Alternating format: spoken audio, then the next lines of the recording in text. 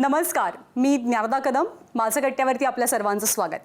आपल्या महाराष्ट्राला संतांची, साहित्यिकांची, खेळाडूंची, अभिनेत्यांची जशी एक संपन्न परंपरा आहे, तशीच ती कुशल आणि कुशाग्र डॉक्टरांची सुद्धा आहे. आणि त्याच परंपरेतलं प्रतिभावान नाव म्हणजे डॉक्टर रवींद्र बापट. आज ते आपले कट्ट्याचे पाहुणे आहेत. रुग्णसेवा हीच ईश्वर सेवा मानून त्यांनी अविरतपणे सेवा बजावली आहे. साधारणपणे उच्च शिक्षण घेऊन आपली पुढची स्वप्न पूर्ण करायला राज्याबाहेर, देशाबाहेर जाण्याचा अनेकांचा कल असतो. त्या काळामध्ये डॉक्टर रवी बापट यांना ते अगदी सहज शक्य पण होतं. पण रुग्णसेवेचं व्रत घेतलेल्या डॉक्टरांनी अशा अनेक संधी नाकारल्या आणि महानगरपालिकेच्या KM रुग्णालयाला आपलं घर मानलं आणि तिथे येणाऱ्या प्रत्येक रुग्णाला बरं करण्याचं व्रतही जपलं. त्यांच्या कारकिर्दीमध्ये त्यांनी केलेली संशोधनं, शोधलेल्या नव्या उपचार पद्धती, घडवलेले विद्यार्थी हे सर्व संचित त्यांच्यासोबत समाजालाही समृद्ध करणारं ठरतं. डॉक्टरांनी त्यांच्या रुग्णांची नस अगदी अचूक ओळखली आणि त्यांना वेदनामुक्त केलं. डॉक्टर जसे वैद्यकीय क्षेत्रामध्ये नावाजले गेले, तितकीच लेखक म्हणून सुद्धा वाचकांनी त्यांना खूप पसंती दिली, प्रेम दिलं. डॉक्टरीसोबत कला, क्रीडा, साहित्य अशा अनेक क्षेत्रात मुक्तपणे वावरणाऱ्या डॉक्टरांशी आपण संवाद साधूयात. आणि आजचा दिवस खास आहे, खूप चांगला योग जुळून आलाय. राष्ट्रवादीचे सर्वेसर्वा शरद पवारांचा आज वाढदिवस आहे आणि डॉक्टरांचा आणि त्यांचा खूप गाढा स्नेह आहे. तर त्याविषयीच्याही आठवणी आपण त्यांना विचारूयात, त्यांच्या मैत्रीबद्दलही बोलूयात. डॉक्टर नमस्कार, आपलं मनापासून स्वागत. डॉक्टर, महाराष्ट्रातला सगळ्यांना हवासा डॉक्टर अशी तुमची सगळ्या महाराष्ट्राला ओळख आहे. आणि गेली अनेक वर्ष म्हणजे गेली 60-62 वर्ष तुम्ही KMशी संबंधित आहात आणि खूप वेगवेगळ्या प्रकारच्या लोकांशी खूप दाट मैत्रीचे संबंध तुम्हाला ह्या सगळ्या काळामध्ये तुम्हाला अनुभवता आलेत. KMचं आणि तुमचं नातं नेमकं काय आहे हे आम्हाला खरं तर जाणून घ्यायचं आहेच. पण आत्ता ज्याचा उल्लेख केला ज्ञानदानं, शरद पवार आणि तुमच्या मैत्रीच्या बद्दलही खूप वेगवेगळ्या प्रकारे लोक कौतुकानं बोलतात महाराष्ट्रभर. तर आज त्यांचा नेमका वाढदिवस आहे. तुम्हाला त्यांची पहिली भेट कशी, कुठं, कधी झाली वगैरे असं सांगता येईल? माझी शरदना मी भेटायलाच पाहिजे असं मँचेस्टरला, मी त्यावेळेस ग्लासगो रॉयलला फेलो होतो आणि मँचेस्टरला आपले एक आपटे काय म्हणायचं दंतप्पे राहायचं. तिथे हा यायचा शशी बापट. शशी बापट म्हणाल, नाही तू शरदला भेटलंच पाहिजे. तो आला मुंबईला, भेटलो. त्यावेळेस ते अगदी महेश्वरी मॅन्शनमध्ये राहायचे. म्हणजे एक खोली इकडे, दुसरी खोली तिकडे, अशा प्रकारे. आणि तिथपासून आमची माहिती. साधारण कोणत्या वर्षाची गोष्ट आहे? 76-77 असावा. अच्छा, म्हणजे तोपर्यंत त्यांचं आमदार होणं, मंत्री होणं हे झालेलं होतं. हो, म्हणजे he was in the line. या त्यावेळेस मला वाटतं पहिल्यांदा ही वॉज ए अध्यक्ष ऑफ काय त्यांचं राष्ट्रवादी, त्यावेळेला राष्ट्रवादी नाही, त्यावेळेस सगळं काँग्रेस. आणि ते रोजगार हमी योजनेच्या त्या समितीचे अध्यक्ष वगैरे ते होते, मंत्री. एक्झॅक्टली. म्हणजे त्यांनी नंतर केलेलं बंड हा फार नंतरचा काळ आहे. पण त्यांनी तुम्ही भेटलंच पाहिजे असं सांगण्याचं काय होतं कारण? त्यांना काय असं वाटलं होतं की तुम्ही शरद पवारांना भेटलंच पाहिजे? ती गोष्ट तुम्ही शरद पवारांना अतिशय महत्त्वाची अशी म्हटली पाहिजे. शरदराव, तुमचा चेहरा, तुमचे हातभाव पाहून तुम्ही काय आहात हे पटकन ओळखतं. आणि मग हा कामाचा आहे, हा कामाचा नाही, हे माझे शब्द नाही, कारण मी हिंदीत शिकलेला माणूस. तो कामाचा जो माणूस आहे तो शरदराव जवळपास ठेवून घेतात. आलं लक्षात? त्यांची आता अशा बारामतीहून आलेल्या माणसांनी आपली पर्सनॅलिटी कशी डेव्हलप करावी आणि आपल्याला जर सर्व समाजातल्या थरांशी बोलायचं असलं तर आपल्या भाषेपासून आपण त्याच्याकरता प्रयत्न केलेत. आज मला नाही वाटत महाराष्ट्रामध्ये त्यांच्यानंतर त्यांच्या तोडीचा नेता मला कोणी दिसत नाही आहे. आणि मला खूप वाईट वाटतं या गोष्टीचं. मी हे त्यांना सांगून पाहिलं की अहो तुम्ही कोणाला तरी तयार करा. तर त्यांचं असं म्हणणं आहे की मी जे काय केलं आहे 40 वर्ष ते जर समजून उमजून त्यांना अंगीकृत करून त्यांना जर मोठं होता आलं तर होऊ दे. मला काय कोणी असं काय म्हणायचं शाळेत जाऊन शिका सांगितलं नाही. यशवंतरावजींबरोबर राहिलो, त्यांच्या एकंदर पद्धती पाहिल्या. बाकी अनेक माणसं आहेत ज्यांनी, आणि त्यांची एक खासियत आहे, ते कुठल्याही स्पेशालिटी विषयावर जर बोलणार असले तर ते त्या स्पेशालिटीच्या माणसाला घरी घेऊन जेवून खाऊन मग त्याला प्रश्न विचार. म्हणजे त्यांची तू अगदी वैद्यकीय विषयावर त्यांना विचारलेलं आहे. आधी लेटेस्ट म्हणजे कोरोना. मला म्हणाले काय हो डॉक्टर काय आहे कोरोना. अहो म्हटलं तुम्हाला उच्चारच करता येत नाही. काय बोलताय. अहो म्हटलं ह्या करोनाचा अर्थ करो ना असा आहे. काहीतरी करा, घरी बसून राहू नका. आणि तुम्हाला आठवत असेल त्याच दिवशी शरदराव आणि सुप्रिया बाहेर पडले आणि पहिल्यांदा वाशीला सगळ्यांना जागृत केलं, इकडे केली, भाषणं केली, नंतर त्यांना असं आहे. तुम्ही जेव्हा पहिल्यांदा भेटलात त्यांना तेव्हा तुमचं जे त्यांच्याविषयीचं इम्प्रेशन होतं, तुम्हाला त्यांच्यामध्ये असे काय खास म्हणजे जे तुम्हाला इतर कोणा पुढाऱ्यांमध्ये दिसले नव्हते असे कोणते गुण तुम्हाला त्या वेळेला पहिल्या भेटीत जाणवले. असे पहिल्या भेटीत जाणवलं, आणि मी हे खूप ठिकाणी वाचलं आहे, it is very difficult to become a listener. काय जो समोरचा बोलतोय त्याला पुरेसा वेळ द्यावा आणि बोल बाबा तुला काय बोलायचं ते बोल. हे फार कमी लोक करतात, पण हा त्यांचा सद्गुण आहे. हां पुरे चा असं करत नाही. नंतर शेवटी विचारलं छान झालं, कारण मी कधीतरी बसलेला असतो ते म्हणून. पण डॉक्टर तुम्ही म्हणजे आता गेली जवळपास 50 वर्ष 45-50 वर्ष तुम्ही तुमच्या आणि त्यांचे मैत्रीचे संबंध आहेत. तुम्ही त्यांच्या आयुष्यातले खूप चढ उतार बघितले, त्यांच्यावर म्हणजे काही झालेल्या शस्त्रक्रिया आहेत, त्यांचे आजार आहेत, सगळं. म्हणजे मी दिल्लीला त्यांना जेव्हा एकदा ॲडमिट केलं तेव्हा ॲडमिट झाले म्हटल्यानंतर 6 तासात मी दिल्लीला पोहोचलो. आणि किती घनिष्ठ डॉक्टरशी संबंध. नाही तर मला असं विचारायचं होतं की या सगळ्या काळामध्ये तुम्हाला सगळ्यात तुमच्या दृष्टीनं त्यांच्यासाठीचं सगळ्यात मोठं चॅलेंज कोणतं होतं आणि ज्याच्यावर त्यांनी फार सहजपणानं ओव्हरकम केलं, मात केली. कोणता प्रसंग असा होता की ज्याच्यामध्ये त्यांची खूप परीक्षा बघितली गेली असं तुम्हाला वाटलं. तसे खरं सांगू का बरेच प्रसंग. आता फुटकळ ह्याच्यावर तुम्ही आपली चर्चा करताय, कोणी दगड मारले 2, दगड मारले 3. पण तुम्ही लक्षात घ्या आपल्या देशामध्ये जेव्हा जे बॉम्बस्फोट झाले आणि त्या बॉम्बस्फोटातले मॅक्झिमम रोगी हे रवी बापटकडे ॲडमिट होते. आता चीफ मिनिस्टर येणार का नाही हा प्रश्न. After all is chief minister. रात्री 12:30ला आमच्या डीन डॉक्टर मिसेस पै होते, त्याही तिथे बसून होते. त्यांनी मला बोलावणं पाठवलं की your friend is coming please come. मला सांगितलं नाही शरदराव येतो. शरदरावांनी रात्री 12 वाजता ते मी आणि डीन त्या सगळ्या पेशंटशी ते बोलले. त्यांना आश्वस्त केलं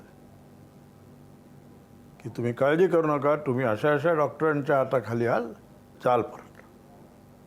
आता ही जे गुण आहेत किंवा अशी उदाहरणं तुला मी खूप देईन आणि तुम्ही लोकांनी ते लिहिलंय की इथे कुठेतरी कोकणमध्ये पावसाने भयंकर थैमान घातलं आणि एक खेडं हे झालं. तिथं पहिला जाऊन बघणारा कोण? शरद पवार. वेळावाकडे चालले होते, लोकांना भीती वाटत होती. की यांच्या पायाला लागेल, हे करेल, ते करेल, but he was determined, he will go. असे बरेच प्रसंग आहेत. मागं जेव्हा त्यांना कॅन्सरचं निदान झालं त्यावेळेला तर ते तुम्ही जे कॅन्सरचं निदान झालं म्हणता ना, हे चुकीचं आहे. हां कॅन्सर असू शकेल हे निदान झालं. हां हां आम्ही कॅन्सरच्या बाबतीत असं म्हणतो नेहमी, एक डेफिनेटिव्ह रिपोर्ट आलं लक्षात, दुसरं सस्पिशियस, म्हणजे ते लिजन सस्पिशियस असतं. त्याच्यात नंतर पाठवल्यावर बरेच त्याच्या स्लाईड घेतल्यावर तुम्हाला मॅलिग्नंट सेल्स दिसू शकतील. आणि तिसरं इनर्ट, त्याच्यामध्ये काही नाही आहे. त्यामुळे कॅन्सर झाला का आपण गेलो वरती अशापैकी नाही आहे. कॅन्सरची पॅथॉलॉजी ही बरोबर स्टडी केली पाहिजे. कारण शेवटी काय आहे, बाकीच्या शास्त्रांसारखं वैद्यकशास्त्र नाही. It's not a mathematical science, it's not a गणिती science. It involves people who have their mindset fixed, their habits fixed, and you have to get away through that. कारण तुम्ही माणसाला तपासता, फक्त हिच्या काही हॅबिट्स वेगळ्या आहेत, तिच्या वेगळ्या असतील, आणि त्याच्यातनं मार्ग काढून तुम्हाला पेशंटला समजून घ्यायचं असतं. तर त्यावेळेला ज्या पद्धतीनं त्यांनी त्याच्यावर मात केली, ते ऑपरेशन झालं आणि त्याच्यातून त्या काळामध्ये तुम्ही त्यांच्या बरोबर ऑपरेशन झालं, नक्कीच सस्पिशियस होतं. मी 12व्या दिवशी त्यांना बाहेर काढलं प्रचाराला, कारण राष्ट्रवादी पहिल्यांदा उतरत होती.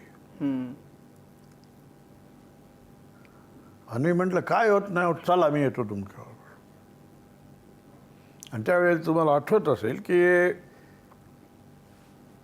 आधी आम्ही त्यांच्या खोलीत बसून बोलायची प्रॅक्टिस केली.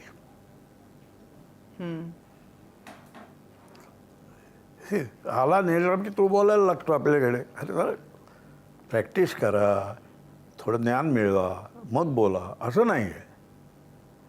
प्रॅक्टिस केली. मग काही काही शब्द हवी असते, तर ही तुझी जर टंग थोडी कापलेली आहे तर थोडंसं वाढ, पण ते समजतंय का नाही ऑडियन्सला, हा महत्त्वाचा भाग. आणि त्याचं सुद्धा आम्ही मेहनत करून ते उभे राहील. 12व्या दिवशी त्या माणसाने भाषण केलं. तुमचा काढा इतिहास त्याचा. हे जे फायटिंगचं स्पिरिट आहे त्यांच्यामधलं, तो सगळ्यात मोठा गुण आहे त्यांच्यातला. फायटिंग स्पिरिट हे तुझं मला पटत नाही वाक्य. He doesn't fight with anybody. Even if the person is the enemy rank, he is a friend of Sharad Pawar. भारताच्या इतिहासात नाही, जगाच्या इतिहासात. आणि ते नेहमी सांगतात की व्यवसायातली मैत्री आणि आपली खाजगी मैत्री याच्यात फरक आहे. व्यवसायातली मैत्री हे आपल्याला त्याच्याकडनं काहीतरी मिळवायचं याच्याकरता घ्यायचं. मग हळूच हसत बोलता, ते तुम्ही आम्हाला दादागिरी करता ना, बोलता ना, ते त्यांना बोलायची ताकद नाही का. आणि फार लोकांना माहीत आहे कमी की शरदराव या ग्रस्ताकडे अतिशय ब्रिलियंट सेन्स ऑफ ह्युमर आहे. एखादं उदाहरण? आता असं उदाहरण विचारलं मी जरा गडबड. तुम्ही जाम इम्प्रेस झालात असं एखादा काही प्रसंग? कसा की ज्या त्यांच्या सेन्स ऑफ ह्युमरनं तुम्ही खूप इम्प्रेस झालात असा एखादा प्रसंग? काय आहे, ह्या गोष्टी ते असे पब्लिकमध्ये बोलत नाहीत. त्याच्यामुळे मी आता काही लोक जातात, तो येऊन गेल्यावर ते काय डॉक्टर तुझं काय असं करतो, बोलत नाही जास्त. मग ते त्याचं बरोबर एका शब्दात किंवा 2 शब्दात किंवा एका वाक्यात त्या माणसाचं वर्णन करतं. आणि मग त्याला जवळ करायचं आहे का नाही, किंवा गाढव असला तरी ती सीट आपल्याला पाहिजे म्हणून त्या गाढवाला उभं करायचं का नाही, हे सगळं ते ठरवत असतात. हा जरा माझा इंटरव्ह्यू जरा फार गणगणित होतोय, जरा मलाही भीती वाटते, पण आता काय. प्रतिभाताई आणखीन शरद पवार ह्या दोघांच्या एक लक्षात ठेवा, नेता आणि नेता पत्नी, जर नेत्याची पत्नी ही त्यांच्या व्यावसायिक जीवनाची तर कुठे फार आड येत नाही, पण तिथे ते जे काही प्लॅनिंग करत असतील त्याच्यामध्ये तुम्ही अशाच्या ऐवजी असं करा, हे प्रतिभा सांगते. प्रतिभा ही माझ्या धाकट्या बहिणीसारखी आहे, त्यामुळे मी अरे तुरे करतो. आणि शेवटी मी तिला गमतीत म्हणतो की मर्चंट साहेब ज्यांनी सतत 24 वर्ष त्यांच्या कॉलममध्ये सदू शिंद्यांबरोबर लेख लिहिला. सदू शिंदे त्या काळचे लेखस्पेन, आणि ते जर तुम्ही वाचलं तर तुमच्या लक्षात येईल की त्या डिस्क्रिप्शन त्यावेळेस ही फक्त 13 वर्षाची होती. आणि त्यामुळे असं झालं, एका बाजूनी रिस्पॉन्सिबिलिटी घ्यायची आणि मी स्त्री आहे ह्याची जाणीव ठेवायची, आणि लग्न झाल्यानंतर आपल्याकडे हे जे काय कॉमिक येत आहे किंवा तिथे दे आर कंपॅनियन्स वगैरे वगैरे वगैरे, प्रश्न असा आहे किती बोलते, हे तुम्ही करताय ना, करा, माझी काही त्याच्यात हे नाही, पण तुम्ही असं करावं. आणि I think her advice many times is proved right. अच्छा, तूच फॉक्स झालास एकदम, काय झालं रे? शरद पवारांविषयीच्या खूप साऱ्या आठवणी, ते किस्से बरेच आहेत तुमच्याकडे. कदाचित कट्ट्याचा वेळही कमी पडेल, पण आता आपल्याला एक छोटासा ब्रेक घ्यावा लागणार आहे, म्हणून मी तुम्हाला थांबवलं. एक अगदी छोटासा ब्रेक घेऊया आणि थोड्याच वेळात कट्ट्याच्या गप्पांवरती आपण पुन्हा भेटूया. पाहत रहा ABP माझा.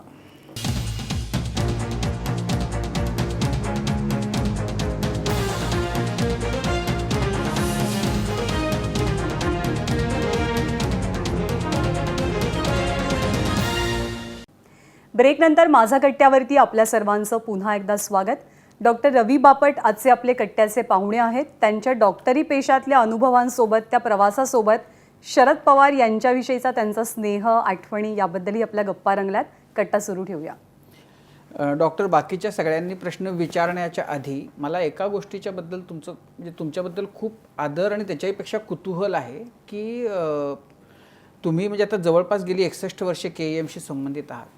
मी असं कुठंतरी वाचलं होतं की कृष्णा देसाई जे कम्युनिस्ट आमदार होते, त्यांचा खून झाला, आणि जेव्हा त्यांना जेव्हा ते जखमी अवस्थेत पडले होते तेव्हा ते असं ओरडत होते की रवी बापटला बोलवा, रवी बापटकडे मला घेऊन जा. मला रवी बापटकडे घेऊन जा. चला. हां, आता त्यावेळेला जेव्हा ही घटना घडली त्यावेळेला तुमचं वय अगदीच, तुम्ही वयानं लहान असाल, तुम्ही KEMशी संबंधित होतात. एकीकडं कृष्णा देसाई म्हणजे नाही, त्या दिवशीची गंमत म्हणजे मी शिवाजी मंदिरचा रेग्युलर गिरायक आहे, तर मी शिवाजी मंदिरला होतो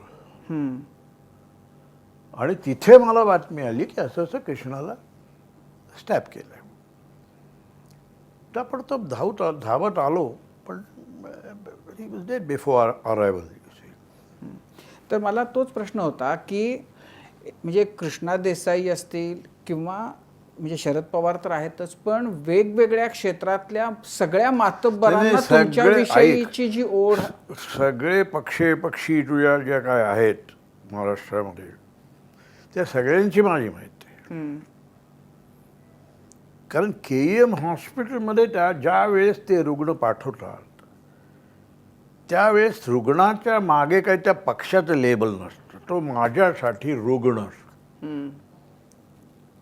मग त्याला मॅक्झिमम जे पाहिजे ते करायचं आणि बरं करायचं. आणि मी एक तुला सांगतो, प्रत्येक डॉक्टरची ही एक अपेक्षा असते की आपण ह्याला बरं करून पाठवू.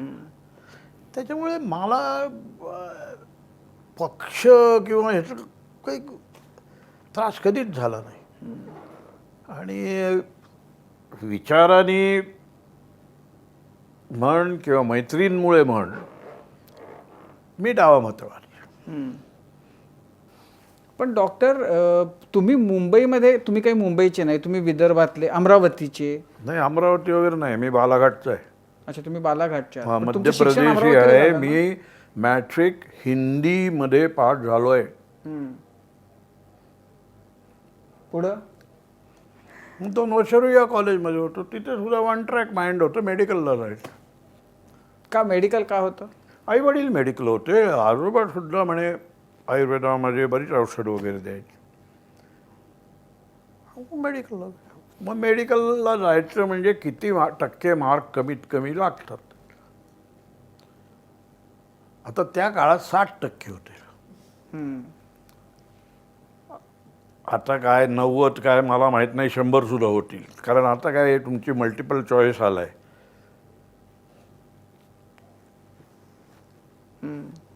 त्याच्यामुळे तिथे टिक मार्क मारली की तुम्हाला 2 मार्क मिळतात. पण आम्ही सब्जेक्टिव्ह पेपर्स लिहिले. झालं, मग मिळाले मार्क GS मध्ये. बरं, एक गोष्टीचं तुम्हाला आश्चर्य वाटेल, आताच्या लोकांना माहीत नाही, ही KEM नायर सायन एकमेव जगतातली म्युनिसिपल कॉर्पोरेशन आहे की जी मेडिकल कॉलेजेस चालवते.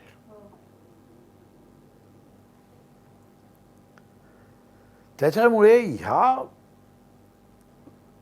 शहरातले जे काही पेशंट आहेत त्यांना उत्तमोत्तम वैद्यकीय सेवा पुरवावी ह्या दृष्टिकोनाची आमची डेव्हलपमेंट झालेली आहे. अलग लक्षात. पण तुम्हाला त्या काळामध्ये तो परत जावं, तिकडं प्रॅक्टिस करावी, परदेशात जावं, असं कोणत्याच टप्प्यावर नाही वाटलं? कधीच नाही वाटलं.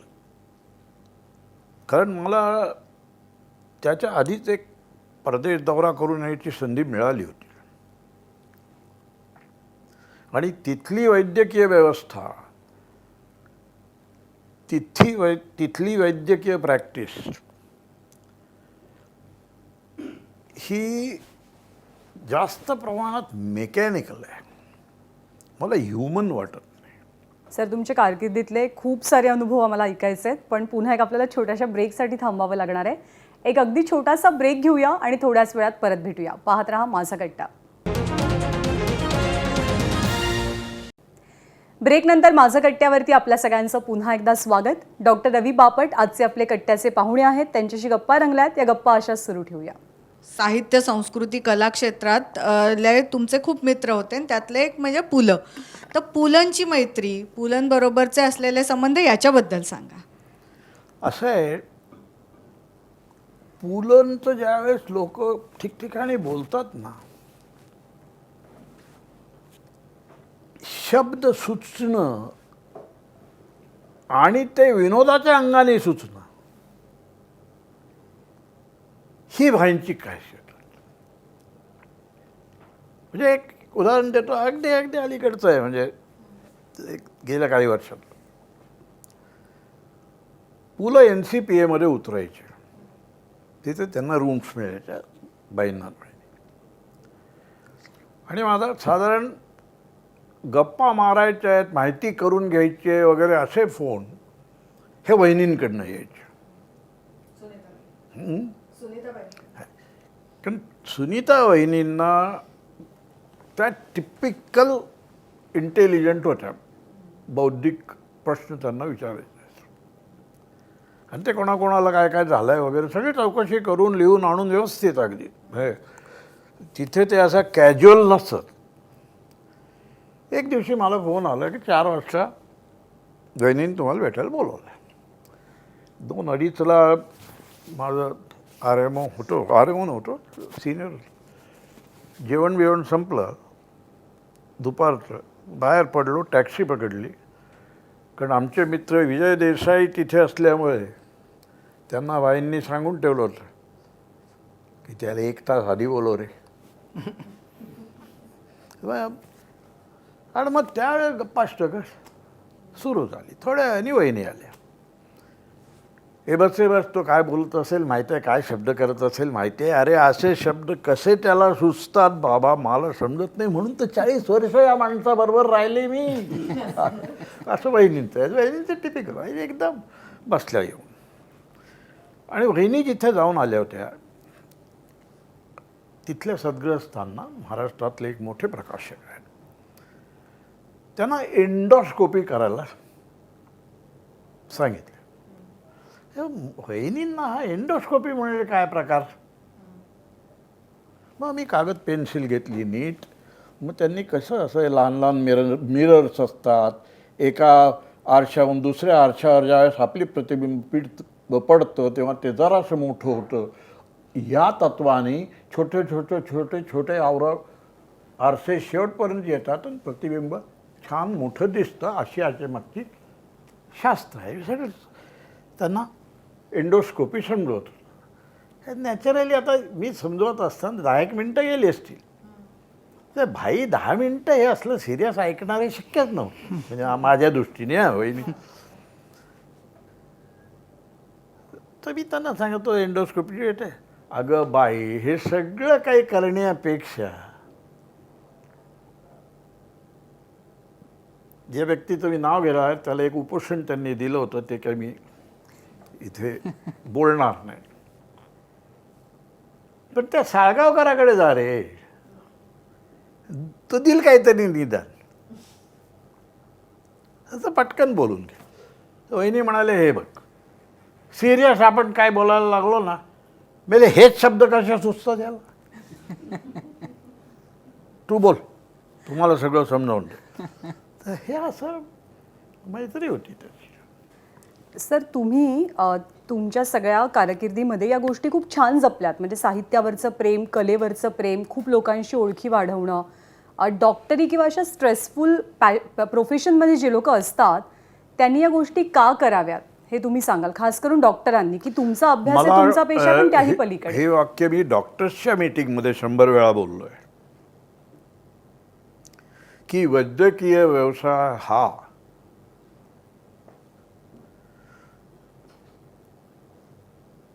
खूप वेळा मनाला ताण आणणारा व्यवसाय आहे. विशेषतः शल्यचिकित्सकांनी जर एखादं ऑपरेशन केलं असेल तर त्याला पुढचे 2-3 दिवस चांगल्या मैत्रिणीचा जरी तो फोन असेल तरी तो फोन उचलताना भीती वाटते की अरे बापरे, पेशंटला काय झालं का.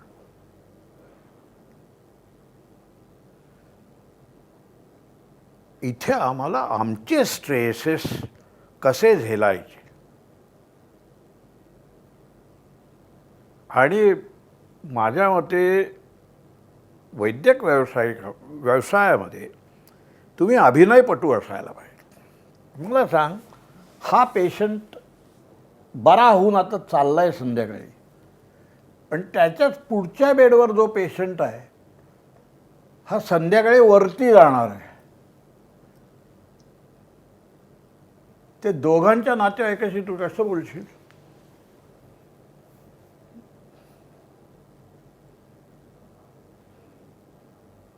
ह्याच्याशी बोलताना सांगितलं, एकदम छान आहे रे बाळा, काय काळजी करू नका, संध्याकाळी दुपारी जाशील घरी, मी सांगतो ना तुला सोडतो ना तर मी पोचवेन तुला बरोबर.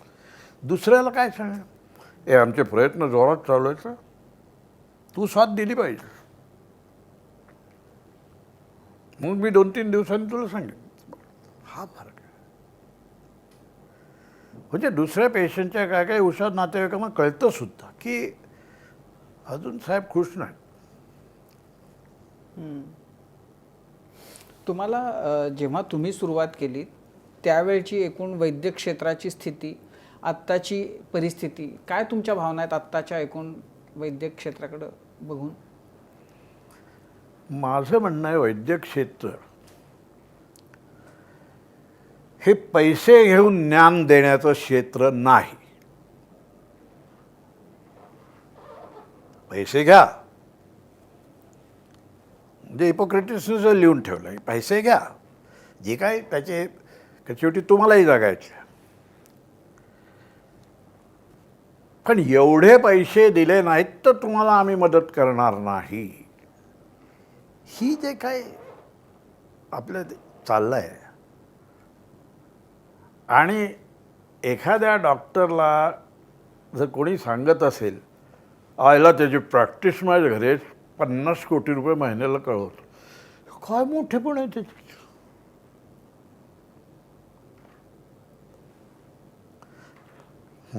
पैसे मिळवणं मोठे पण आहे ना. 50 कोटी जर मिळवत असेल चालेल ना, आम्हाला 50 कोटी मिळवतो याच्याशी महत्त्व नाही.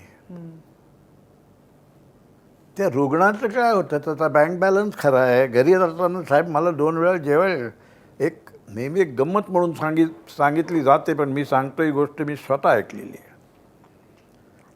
आम्ही औषधं लिहून देतो. तर मला जर विचारलं तर 2 किंवा 3 औषधांपेक्षा 4थं औषध घ्यावं लागत नाही.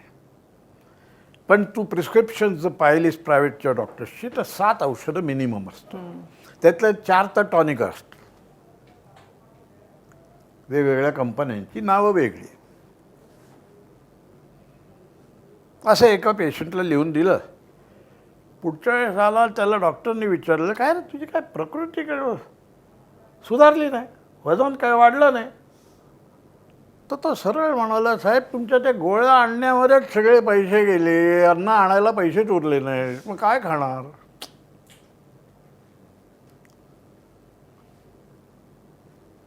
हे मी स्वतः ऐकलेलं आहे.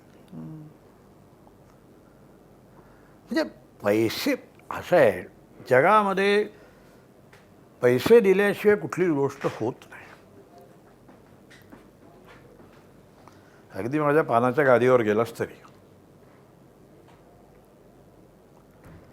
पण आपल्याकडे अमुक एक ह्याला, आणि खरं म्हटलं ते आणायला पाहिजे याशिवाय मी बोललो आहे. बाकी सगळ्या ठिकाणी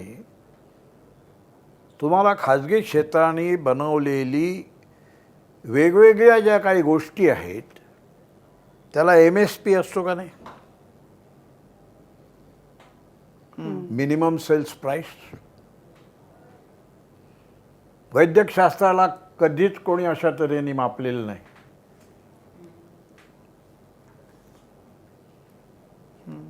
की मुंबईच्या सगळ्या 7-8 पंचतारांकित हॉस्पिटल्समध्ये तुम्ही जा, से प्रॉस्टेटचं ऑपरेशन आहे तर त्याचे तुम्हाला एवढे पैसे पडतील. मग अमिताभला 5 करोड आणि दुसऱ्या पेशंटला 3,000 असं कसं होऊ शकतं रे. ऑपरेशन तेच ना, माणूस तोच ना, वेळ तितकाच ना, ऑक्सिजन तितकाच जाणार ना. गेल्या वर्षी पवारसाहेबांनी भाषण केलं साताऱ्यामध्ये, ते खूप गाजलं पावसात. एवढ्या 80व्या वर्षी केलेलं भाषण. पवारसाहेब साधारणतः सकाळी 6 वाजता कामाला सुरुवात करतात, रात्री 12पर्यंत काम करत असतात.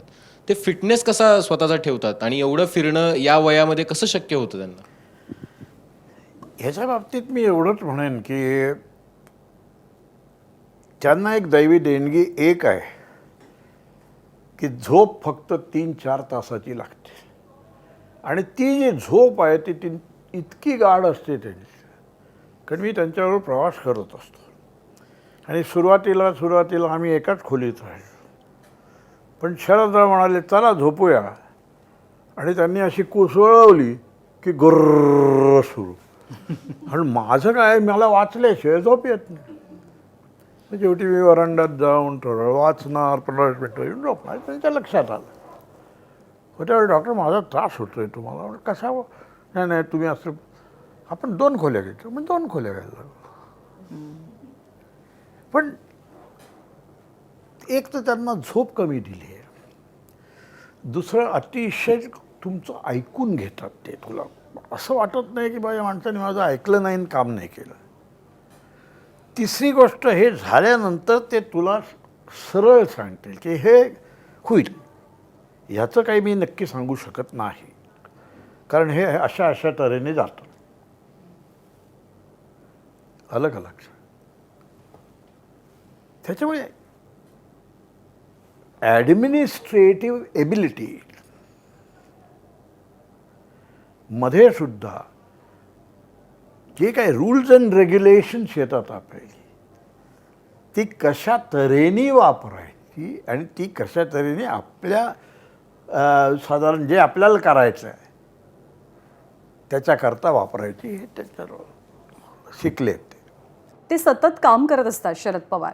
म्हणजे कोणी त्यांना कधी असं थकून ते बसलेत कुठेतरी खूप आराम करतात असं पाहिलेलं नाही. डॉक्टरचं पेशंटला ऐकावंच लागतं, तर ते ऐकण्याच्या बाबतीत पेशंट म्हणून ते कसं वागतात, तो अनुभव कसा आहे तुमचा? एक लक्षात घे, पेशंट म्हणून ते डॉक्टर जे सांगेल, ज्या गोळ्या देईल त्या ते घेतात. त्यांना त्या गोळ्यांची नावंही माहीत नसतात. ते फक्त एवढं म्हणते तो तेव्हा काय गं डॉक्टरने दिले ते आणते 2-3 ते ठेव घेणार. हे का दिलं, ते का दिलं, हे का नाही दिलं वगैरे भानगड नाही. आणि त्यांची ऑपरेशन झाली पण कुरकुरेपणा कधीही नाही. आणि मी एक तुला सांगतो, जो माणूस कुरकुर करतो ना तो नक्की टेन्शनवाला असतो. आणि यांची कुरकुर नसते, ते ठीक आहे करा.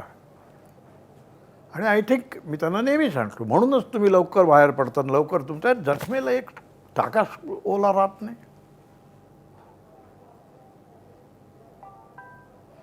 कितीतरी ऑपरेशन, एका ऑपरेशनच्या नंतर 12व्या दिवशी मी त्यांना भाषणाला उभे केले.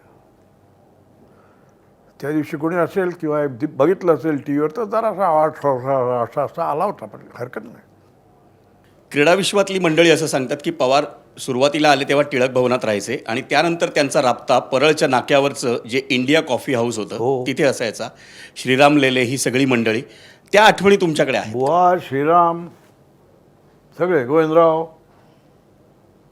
सगळी मंडळी असते. काय होतं ते इंडिया कॉफी हाऊस? माझ्या दृष्टीने शिक्षण होतं, ते चर्चा करायची. सर, तुमच्या कारकिर्दीतले खूप सारे अनुभव आम्हाला ऐकायचे आहेत, पण पुन्हा एक आपल्याला छोट्याशा ब्रेकसाठी थांबावं लागणार आहे. एक अगदी छोटासा ब्रेक घेऊया आणि थोड्याच वेळात परत भेटूया. पाहत रहा माझा कट्टा. ब्रेकनंतर माझा कट्ट्यावरती आपल्या सगळ्यांचं पुन्हा एकदा स्वागत. डॉक्टर रवी बापट सर आजचे आपले कट्ट्याचे पाहुणे आहेत. वैद्यकीय क्षेत्र असो, कलाविश्व असो, राजकारणी असो, सगळ्यांबद्दल अगदी दिलखुलास गप्पा रंगल्यात. या गप्पा आपण सुरू ठेवूया. नव्या पिढीचे डॉक्टर्स जे आहेत त्यांना तुम्ही काय सांगाल? मी सल्ला हा देईन की तुमचा सगळ्यात पहिल्यांदी उद्देश पेशंट बरे करणे,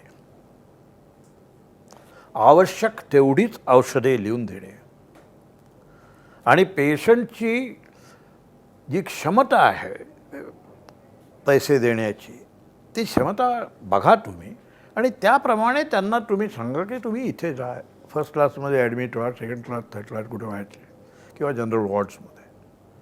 हे महत्त्वाचं आहे.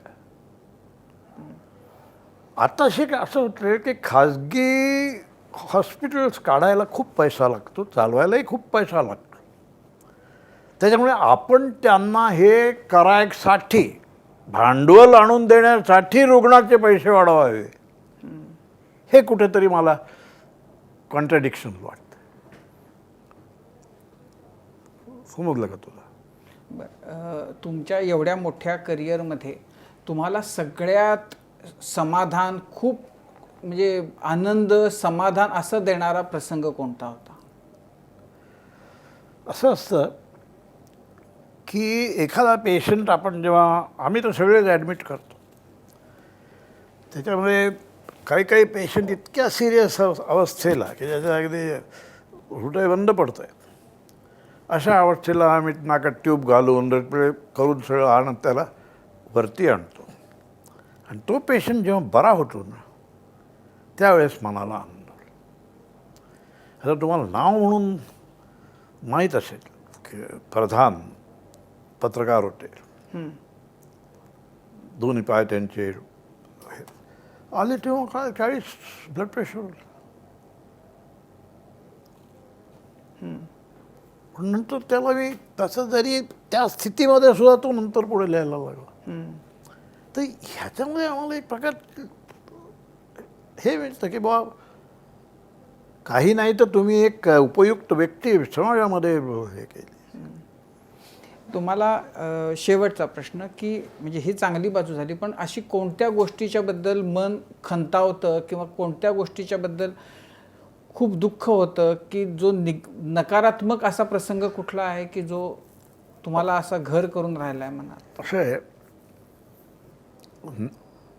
वैद्यकीय व्यवसायामध्ये तुम्हाला त्यावेळेस तेच औषध किंवा उपकरण मिळेलच याची शाश्वती नाही. आणि ते आपल्या इकडे नाही, परदेशात आहे ते नाही.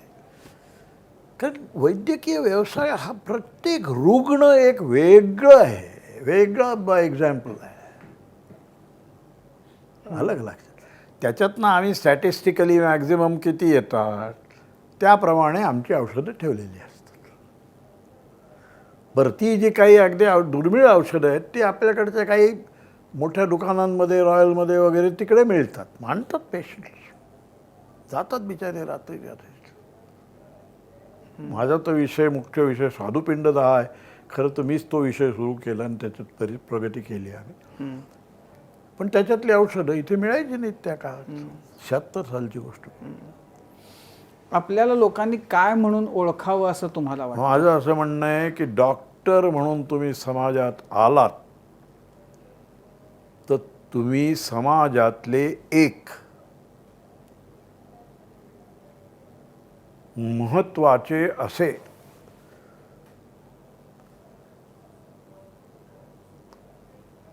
असे व्यक्ती आहात की जे समाजाला एकत्र आणू शकाल आणि समाजात शांती राहील, हे डॉक्टर करू शकतो. डॉक्टर आणि वेगवेगळ्या क्षेत्रातल्या लोकांशी ते जिथं असतील तिथं त्यांच्याशी मैत्री करणं, आपला संपर्क ठेवणं हे आवश्यक आहे डॉक्टरसाठी. असं आहे, हा व्यवसायच मुळी सगळ्यात पहिली गोष्ट या व्यवसायात काय असेल तर ते म्हणजे रुग्णाचा तुमच्यावर विश्वास असायला पाहिजे.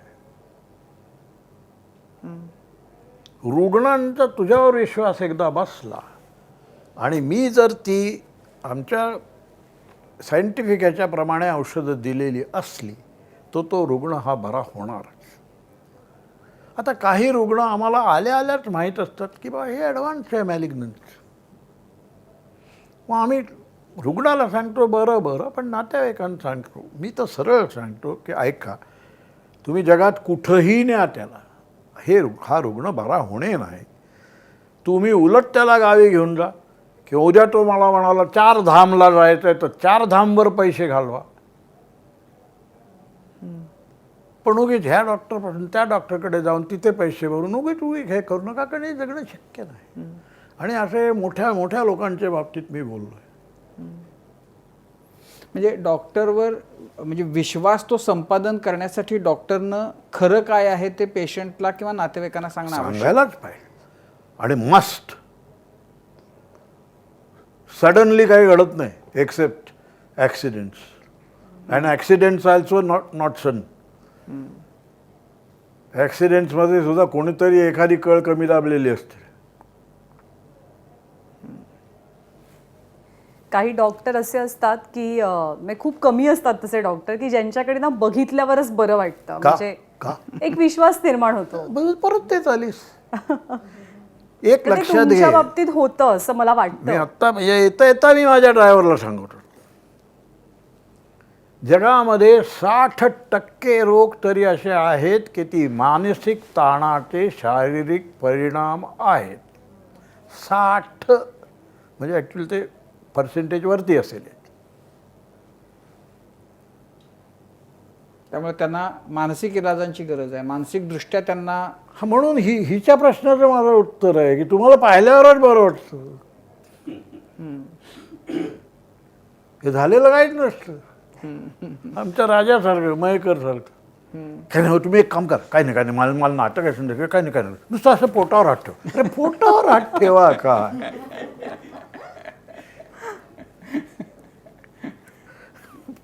हे काय नाही. आपण आपलं कॉन्फिडन्स, जसे लोक इंटरव्ह्यूला जायच्या आधी याला किंवा याला जाऊन येतात, तसा तो प्रकार आहे. नाही पण ते तुम्ही कमावलं असं वाटतं. म्हणजे हे एंडिंग नोटला आपण आलं म्हणून म्हणते की तो विश्वास कमावणं तितकंच कठीण असतं, पण ते तुम्ही साधलं आणि म्हणून औषध पाणी पथ्य या सगळ्या गोष्टी खूप उशिरा येतात तुमच्या पेशंट्सच्या बाबतीत. ते तुम्हाला बघूनच बरे होतात आणि तेच तुम्ही कमावलं. तुम्ही असे छान ठणठणीत राहा. खूप छान बोलता, स्पष्टही बोलता, ते आम्हाला सगळ्यांनाच जाणवलं आता कट्ट्यावरती. आणि थँक्यू सो मच, आज कट्ट्यावर आलात तुम्ही आणि खूप गप्पा आय एम मारल्या ग्रेटफुल टू त्याच्याबद्दल. You for calling. त्यामुळे पुन्हा एकदा तुमचे आभार. आणि यानंतर माझा कट्ट्यावरती आत्ता वेळ झालेली आहे इथेच थांबण्याची. ताज्या बातम्यांसाठी पाहत रहा ABP माझा.